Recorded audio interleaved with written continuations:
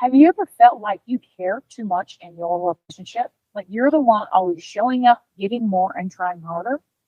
And no matter how much you give, it's never quite enough to make the relationship feel safe, secure, and fulfilling. So if you're the one always holding things together, this isn't a you problem. This is a pattern, and one that smart, successful, strong women often struggle with, as I have struggled with. It's a pattern that you're stuck in, and it's not your fault. Do you overthink every text, tone, and silence? Are you the one doing the bulk of the physical and emotional labor? Do you give until you're exhausted? Do you feel resentful and guilty for setting limits? Have you ever thought, I just love deeply, or I'm just loyal? I want you to hear this, okay? What you're calling love might actually be overgiving so that you stay safe. And that doesn't create a healthy relationship dynamic. It creates one-sided and unfulfilling relationships. You've played nice, you've played small, you've followed all the damn rules, and now you're freaking done. This is for the woman who's done shrinking herself to be chosen. This is where you stop overgiving, stop second guessing, and start becoming the truest, freest, most badass version of yourself. Let's get into it. So here's what happens when you care too much. You start abandoning your own needs to protect the relationship. Okay? And you may say you're low maintenance or go with the flow, but underneath, you are hiding who you are. You're accommodating and you're tolerating and you're twisting yourself into pretzel to keep the peace. Does this sound familiar? Number two, you mistake emotional labor for emotional intimacy. If you're the one always trying to understand him and regulate his moods and fix his problem, it's basically all about him, okay? But what about your needs? They're rarely seen, okay? This isn't intimacy. This is just so private. The third one is if you confuse anxiety with chemistry. What happens is your body is actually on high alert when you're feeling the butterflies. That's anxiety, not attraction. It's your body's nervous system resonating with what feels familiar, because that's what's familiar to you in the environment that you grew up in. That's why it's like you're meeting the same person with a different face over and over again. This is exactly what I'm talking about. And this is going to be how you start breaking out of the pattern. You start recognizing yourself in the things that I'm describing. Number four, you perform to feel safe. Okay? How we're doing this is either we think we have to be a certain way, like I have to be perfect in order to be loved, or I have to be who I think others want me to be loved and accepted. Okay? So this may be you're perfect, you're polished, you're unshakable, you don't make mistakes, right? But underneath that, you're tired and exhausted, you're lonely, and you just want to be accepted and loved for who you are. Okay? And I want you to know this isn't your fault. It's not because you're messed up or you're flawed. If you grew up in an environment where love was inconsistent or was earned through achievement, caretaking, or compliance, your nervous system learned that love meant effort. That's not love. That's just surviving. And so, of course, you would bring that into your relationships. Okay? It's like an echo of the past. And here's the good news is you can heal it. I felt like I cared too much. I ate too much. I was the one, I was fixing the problems. I was really on the lookout. I was hyper vigilant. I couldn't relax. And I had to retrain myself on what healthy love actually looked like and felt like.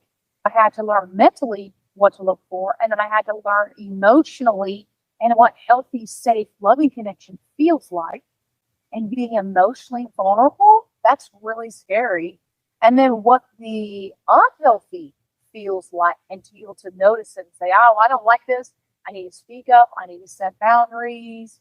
You get to a point where it's like, I'm not going to change, accommodate, be compliant, care if people think I'm too much or not enough, because I'm enough for myself.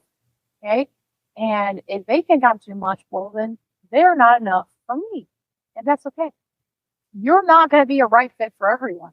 You can retrain your nervous system, your body, to feel calm, steady, and notice when you're falling for what's familiar, and train yourself on, oh, this is what healthy love and connection feels like. And this is unhealthy love and connection. That intense, that fiery, that passion. You just met someone? Yes. That's not what we're looking for. We're looking for a slow burn, lasting, loving, fulfilling relationship. And that starts off slow. So that intensity, that passion, again, I talked about last week, that is what is familiar from your childhood, and that's kicking up the anxiety and your nervous system, okay? Because we want to feel calm when we're with someone and when they're not there, okay? This has to do with consistency. Are they consistent? Do they communicate consistently? Do you feel like you're free to be yourself? Or are you walking on eggshells? Okay. So you can retrain your nervous system to be able to see the thing, the guy you think is actually boring, that's actually good. Okay. And the guy who you're feeling addicted to, he hasn't texted you back in 2 hours and you're like losing your mind and you're questioning yourself and you're second guessing and you're wondering what's going on and you're spiraling. That's unhealthy. Okay. So if this resonates with you, your love life might just be surviving and you're truly not experiencing what real love feels like, where you feel safe, seen, cherished, and loved for who you really are. Okay. Check out my episode last week where I talk about chemistry. That's really important. You're the one doing everything, the emotional labor, the physical labor. You're the one caring so much and attracting people who that relationships are either emotionally unavailable, one-sided, and unfulfilling. Okay? You deserve a real healthy, fulfilling, loving relationship. Okay? And it starts with doing the work that I'm talking about right now. Okay? And you don't need to care less. You just need to care more about yourself. Okay? If you guys would like to see my free resources, check below in the description. And they're really powerful. And you may be like, oh my God, I'm dying for this. I'm draining for this. But when you experience it, oh my God, it's going to be scary to be able to open up vulnerably and say what you want, say what you need, to set boundaries. But all the amazing, juicy stuff, your dreams, are on the outside of your comfort zone. So you must expand the comfort zone. You must be able to be okay with things being uncomfortable and scary. Because guess what? You'll get used to that and your comfort zone will get bigger. You just kind of like, you sit through the fire of that experience. And you're like, you know what? I know that amazing stuff is right on the outside of this. Like I'm almost there. And let me know in the comments how your overfunctioning shows up. Are you hypervigilant, always looking for problems like I did? Are you always taking on too much responsibility in the relationship? You're managing your guy or fixing his problems. If you're always focused on him and trying to do everything for him, you see it upon yourself to take all emotional labor and physical labor. Okay, that's what overfunction looks like. And it creates an unhealthy, lopsided relationship dynamic where you're going to feel resentful and angry. And they're not even going to know what the hell is going on, right? Because you're automatically doing these things. When you're automatically doing it, it's not getting. It's a compulsion. Okay. This is just all about self-awareness. The more you can know about your patterns and what you're doing, and as you wake up to these patterns, you break them by making different choices in the moment. So I never want you to beat yourself up by anything you out of this channel and say, oh my God, but I'm doing that. And I'm the one it's my fault the relationship didn't work out. And you start going into the overfunctioning by taking on too much responsibility or blaming yourself. We don't want to go there. Okay. We want to stay curious. When you blame and shame yourself, you're not going to learn. You stay curious, you will learn. And guess what? If that guy's right for you, he will come back. He will come back.